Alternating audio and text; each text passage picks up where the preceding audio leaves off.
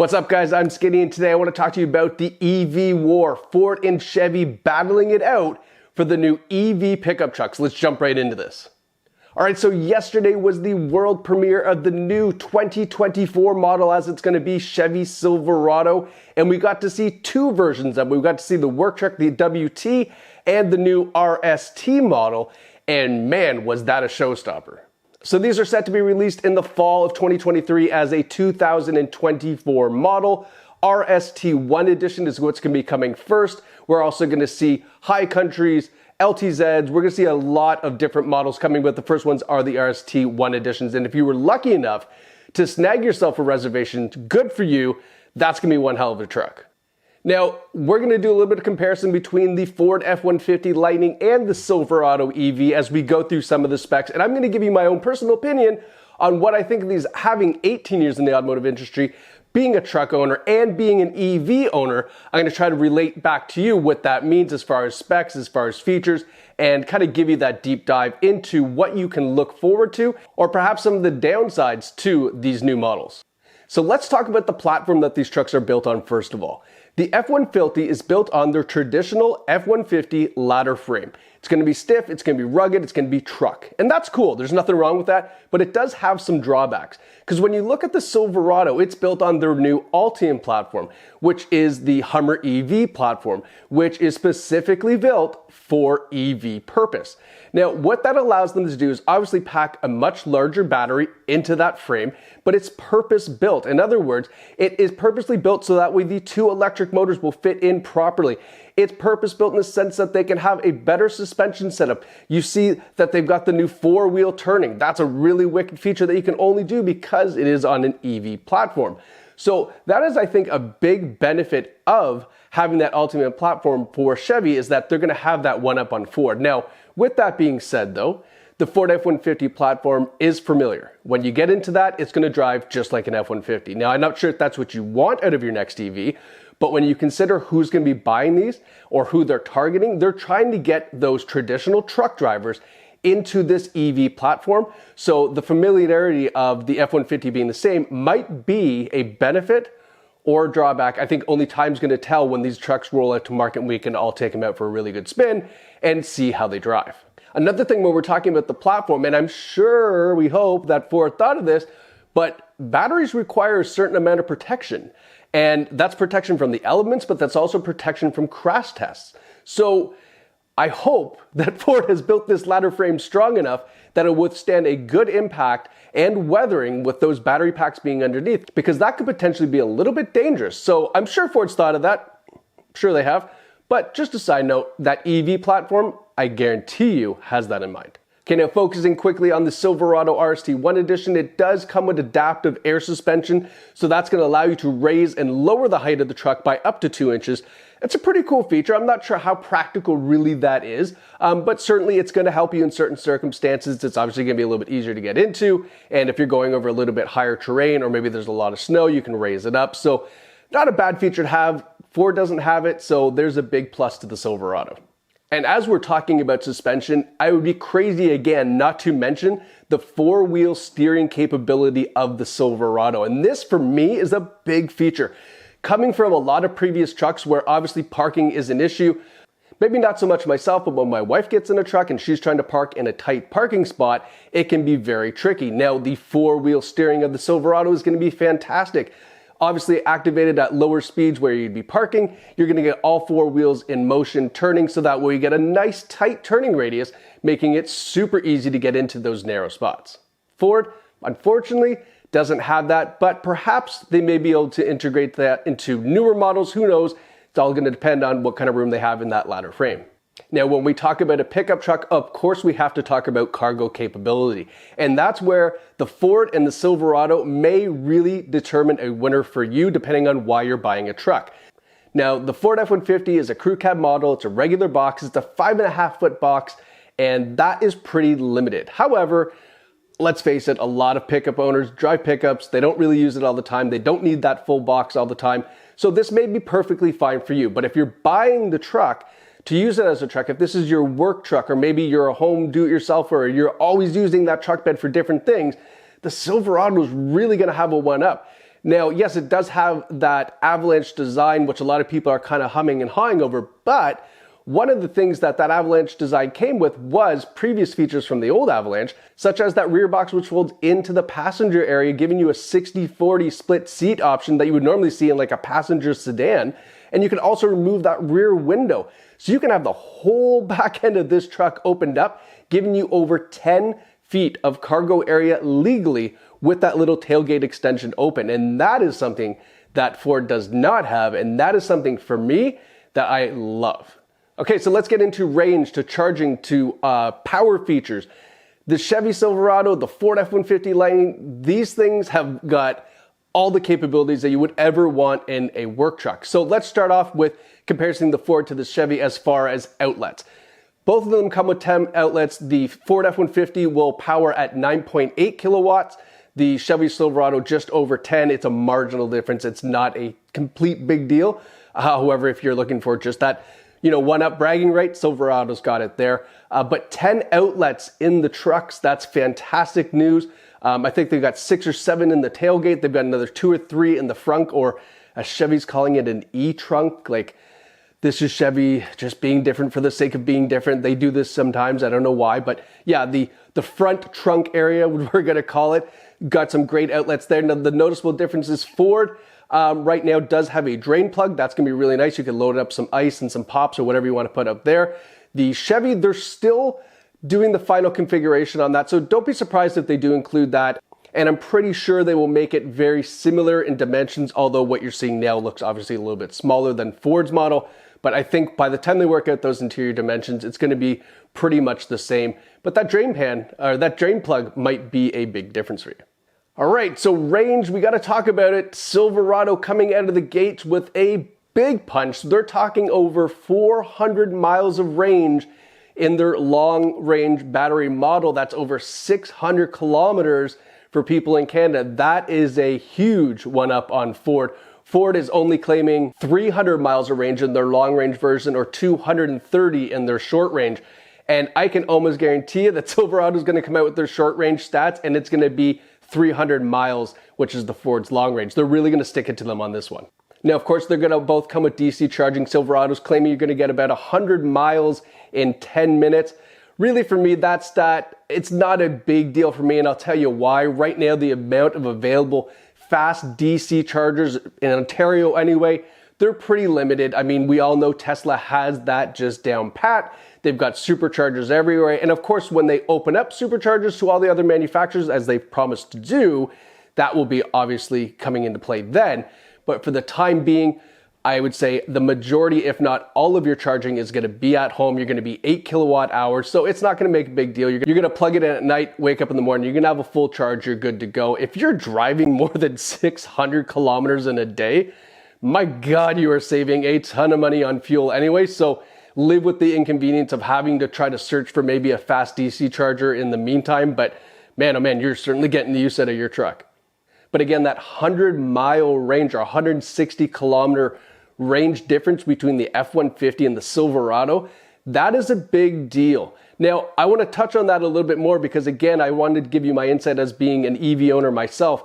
When we're talking about what Ford and Chevy are trying to do, they're trying to take traditional truck owners, people that maybe own trucks for the last 10, 15, 20 years, and now move them into the future, into that EV market where people are already hesitant with vehicles, let alone taking a truck guy and put them into a truck, or you girls.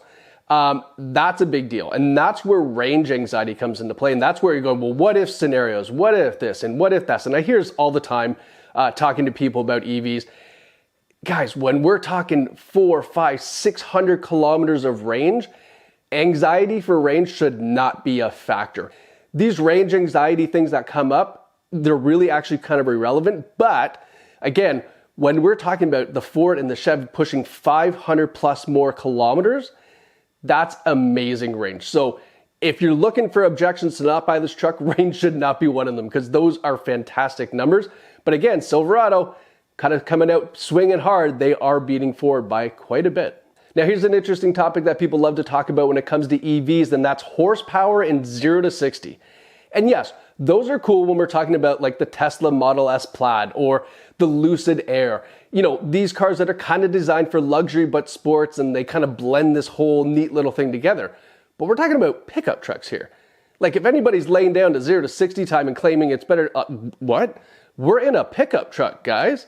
Like that's insane to me. I mean, of course, there is a small market for that. We see it with, you know, the Dodges and stuff like that, and the F-150 Raptor and all these other models. But let's face it, the majority of people buying a pickup truck are you and I, families, whatever, drive around, you know, need it for the groceries run, need it for Home Depot, need it for whatever. Not many people buying these pickup trucks because they're construction workers, or if they are, they're definitely not worried about 0 to 60 time. So I don't understand this talk about the speed, but I guess, you know, apples to apples, we need some bragging rights, right? So sure, let's talk about it. Chevy Silverado RST, we're talking about a 0 to 60 in just under 4.5 they're claiming. The F-150 Lightning, very similar. They're claiming under 4.5. So sure, I mean, we're about par there, apples to apples, but where the big difference comes into play is horsepower and torque, and that's relevant because when we're talking about horsepower and torque, we're talking about towing capabilities and efficiency of towing capabilities, which is, of course, the big thing for EVs. So let's talk about the entry-level models first. So the Chevy Silverado is going to come in with 510 horsepower versus the Lightning at 426. Big difference, more of 100 horsepower difference. However, where it gets interesting is the Silverado only has 615 pounds of torque compared to the Lightning's 775, and that is a massive difference. But all that means is that the F-150 Lightning actually out of the box as an entry-level model has more towing capability than the work truck model of the Chevy Silverado. However, most people who are buying this truck, again, I'm saying most people are going to be you and I and everyday consumers not buying a work truck or entry-level model. And that's where we kind of swing things back over again, because if we're going into something that's not a work truck model, for example, the RST edition, we now jump up the horsepower to 664 on the Silverado versus 553 on the Lightning. So again, we're getting a pretty big difference between those two models. And then the Silverado bumps up their torque to 780 foot-pounds of torque, and the Lightning stays the same at 775. So you're getting the more torque in the higher-end Silverado, which probably makes sense, I guess. Towing capability stays about the same. We're about 12,000 pounds each model. It's not going to make a big difference, but you're going to enjoy that extra torque and that extra horsepower in the Silverado for sure. Now, when we talk about cargo capability, so what you can actually put in the bed of the truck, there is a difference there too. So the Ford's going to come in at 1,800 pounds in the rear, which is actually, that's a pretty damn good spec. So you're going to be able to load that up with your work tools or go into the cottage for the first, opening and closing, things like that. There's plenty of capability back there as far as weight is concerned. But then when we go to the Silverado side, we're back down to about 1,300. So, there's a bit of a difference there as far as weight goes. However, when you take into consideration now the fact that the F-150 only is at a 5.5 foot bed, where the Silverado, you've got 10 feet legally. I mean, the cargo is kind of weird here, right? Like, who wins that? Is it weight or is it the actual capability? I'm going to lean more on the capability of the Silverado because I want to be able to put in a sheet of drywall, a sheet of plywood, boxes, things like that, and not be limited to, either opening the tailgate, which is dangerous, or leaning things out the tailgate, which sucks. I love the flexibility of the Silverado, so I think they really did a one-up there, but that's really going to depend on what you need your truck for. Now, jumping into the interior, this is, again, a lot of personal taste, but I'm going to give you my opinion on what I feel are some of the strengths or disadvantages. All right, now jumping into the interior of both these two trucks, we've got some considerable differences to talk about. Now, first and foremost, again, going back to F-150, the F-150 is designed so that people coming from an old 150 to a new F-150, very similar. In fact, almost exactly the same. You've got that massive touchscreen in front of you on the center console. We've got a digital display, of course, for your gauge clusters. And you've got that shifter that folds down into the console to use it as kind of a work platform for anybody who might do that for your laptop or whatever the case may be. Cool, not cool, that's really up to you. Now, when we look at the Silverado, we've got an all-new interior. We've got an 11-inch display for your gauge cluster. We've got a 17-inch diagonal display for your main center console. And then we've got a 14-inch, it's massive, a 14-inch heads-up display being displayed in your windshield. And those are going to give you a ton of different features and options as far as customizing what you want to see. Now, I will say that the Ford display looks a little bit more user-friendly, looks a little bit more techy. And what I mean by that is, I think it's more kind of functional in the sense that there's nice big graphics. They're really utilizing the space that they have available to make it user-friendly, but of course, make it look nice, right? The Chevy, from what we're seeing, of course, this might just be part of their pre-production model, but it looks very similar to like the Hyundai apps, right? It's got just little icons. The user interface isn't anything fantastic. Now, it does have Google Assistant. That's pretty cool. I wouldn't mind being able to say, hey, can't say it because there's one behind me, but and then you can ask it to do things. That's pretty sweet. But I'm not really fond of what I'm seeing in the Silverado as far as that center display. What I'm hoping we don't see in these trucks is that digital gauge in front of you. I hope they are not. I hope they are not putting a big emphasis on battery remaining and how the car is driving as far as, using power or regenerative braking. And I'm going to tell you why. Because as an EV driver, there is range anxiety. You are paying attention to your battery. But what you don't want is you don't want it always prominently displayed in front of you as a big warning.